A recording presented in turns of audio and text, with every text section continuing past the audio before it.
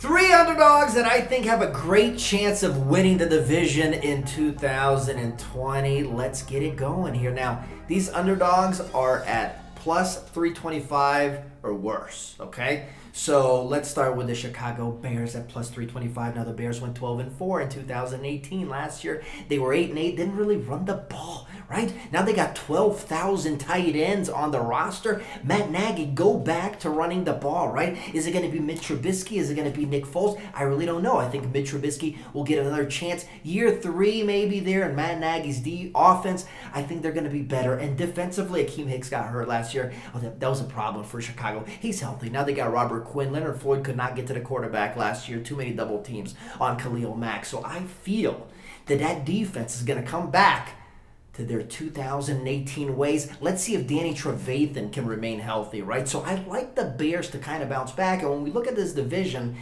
I mean, yes, the Vikings and the Green Bay Packers, two excellent teams. But we look at the Packers from last year, man, they won a bunch of games that they probably should not have won. Are the Bears favorites in this division? Obviously not. But at plus 325, maybe it's worth taking a little chance. Okay, the Pittsburgh Steelers at plus 350. Now, we saw what happened in Pittsburgh last year. A dominant defense. Yes, they lost Javon Hargrave, but they still got Stephon Tuitt. They still got Cameron Hayward on that defensive line, right? And then you got Bud Dupree, you got TJ Watt. I mean, you got Devin Bush, you got so much speed. Pittsburgh is like linebacker university, is it not? You got so much speed at linebacker. You got Minkah Fitzpatrick back there with Joe Hayden. I mean, this was a top-notch defense last year, and they weren't consistent in the beginning of the year, right? After Minkah Fitzpatrick got there, that's when they really hit their stride. So, with Big Ben coming back, I know Antonio Brown's not there anymore. I know this, right? And I mentioned Antonio Brown, he wasn't there last year.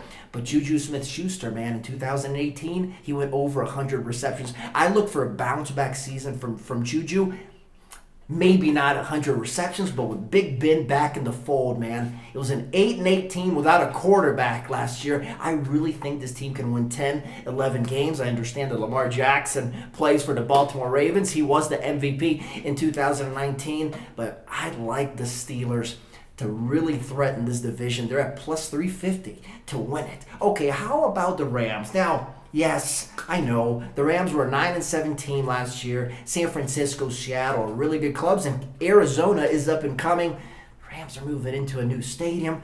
The Rams still have Sean McVay. I mean, he was this genius 2 years ago. Now nobody's really mentioning McVay, right? Another year for Jared Goff. Listen, I know they lost Brandon Cooks, but I still think they have enough at the wide receiver position. I'm anxious to see what Cam Akers offers to this offense.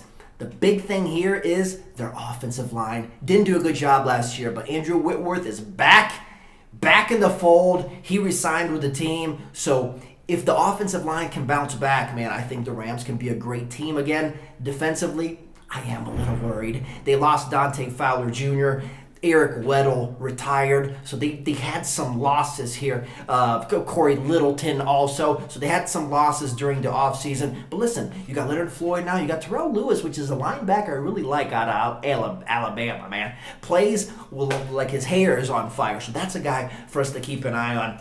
No, they are not the favorites. 2 years ago, they were in the Super Bowl, so the Rams at plus 400 could be an interesting little bet for you. We'll see what happens. Talk soon, guys.